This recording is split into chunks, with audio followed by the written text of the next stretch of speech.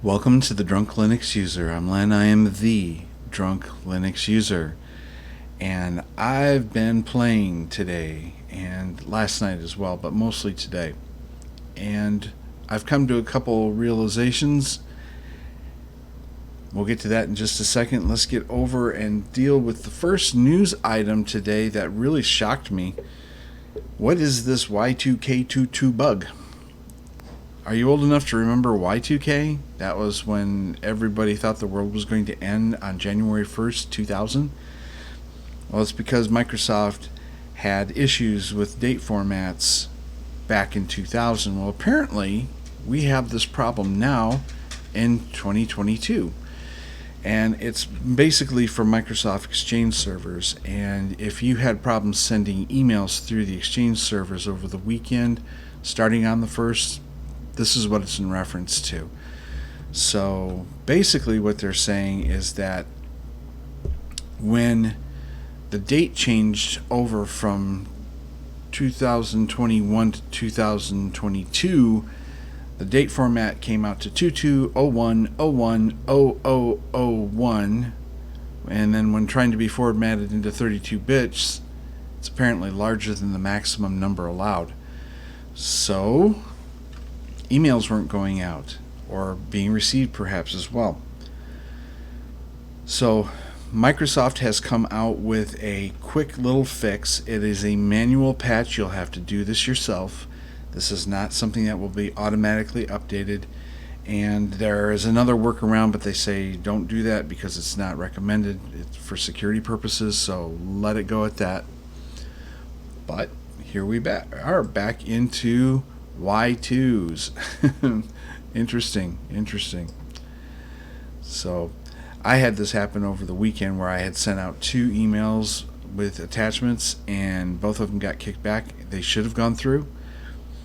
Today they went fine. So whoever was in charge of fixing it fixed it, and at least on the server I had to go through, everything's just peachy.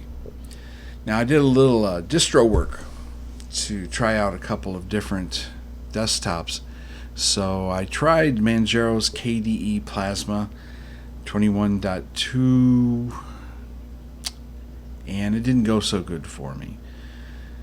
It's beautiful desktop, and once again Manjaro's themed it really nicely, but I am having problems with the desktop locking up to the point where cursor moves, but I can't click on, for example, the close or minimize buttons. I can't save anything. I can't click from one program to the other. I can Alt Tab to get to another program, but that's all I can do.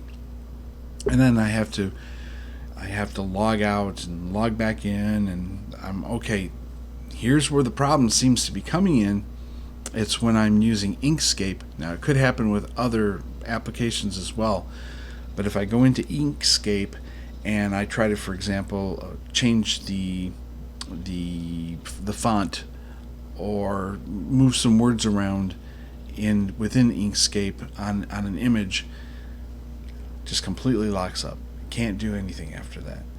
So I went through as many discussion boards and such and all the little quick fixes that people could come up with, and after 45 minutes of frustration I said it's not going to work. If I can't use it for this, I need Inkscape, then I can't use this, unfortunately, at this time.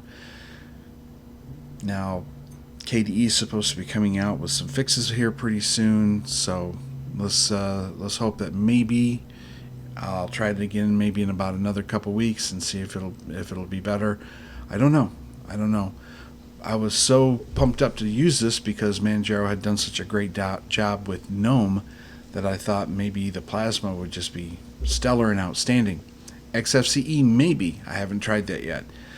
I really don't care for XFCE that much, and it's not that I'm trying to go for glitz and glamour, but I just have an issue when it comes to screen tearing in XFCE, and it doesn't matter what computer I'm using or what type of little bug fixes that you can find on the net to try to make sure your Intel graphics card is not tearing. It'll slow down the tearing, not slow down, but minimize the effect, but it's still there, and you can certainly see it, especially when I'm working on my videos. So it's annoying, it's aggravating, and it's not worth it either.